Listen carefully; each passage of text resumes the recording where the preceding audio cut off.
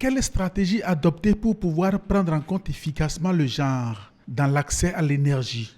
La communauté économique des États de l'Afrique de l'Ouest a travaillé sur la question. Les principales réalisations du programme de la CEDEAO sur l'intégration du genre dans l'accès à l'énergie sont l'adoption de la politique de la CEDEAO pour l'intégration du genre dans l'accès à l'énergie par les chefs d'État de la CEDEAO, la validation de la directive de la CEDEAO sur les évaluations de genre dans les projets énergétiques. Pour mettre en œuvre cette politique de la CEDEAO pour l'intégration du genre dans l'accès à l'énergie, chaque pays de la communauté est appelé à élaborer un plan national approprié. Le Bénin, par le présent atelier, veut procéder à la validation du sien. L'élaboration d'un plan d'action national genre pour la politique d'intégration du genre dans l'accès à l'énergie est une étape décisive dans la lutte contre les inégalités de genre. Ce plan sera un très précieux outil non seulement pour opérer des choix d'accompagnement du ministère de l'Énergie, mais servira aussi de boussole pour répondre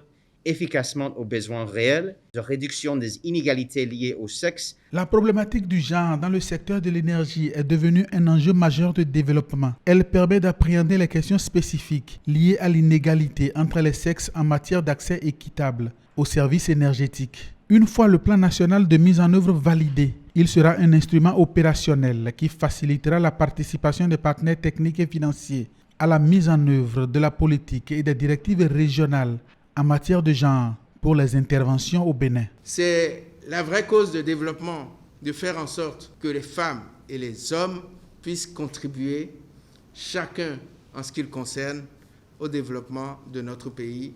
L'égalité entre les femmes et les hommes au Bénin est un droit reconnu et protégé et qui se traduit à travers des lois, des règlements, des conventions internationales ratifiées ou des politiques et stratégies nationales.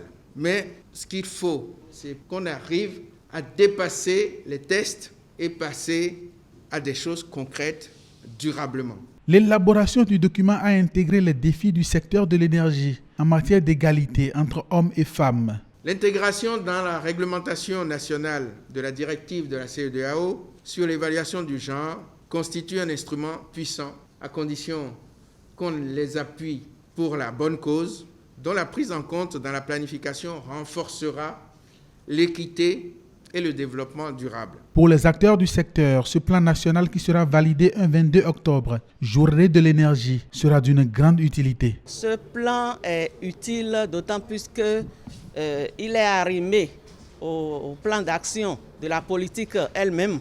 Ce plan sera notre feuille de route future. C'est un grand pas que le ministère de l'Énergie est en train de poser en ce jour parce que cela permettrait une meilleure implication des femmes dans tout ce qui est projet et programme dans le secteur de l'énergie au Bénin.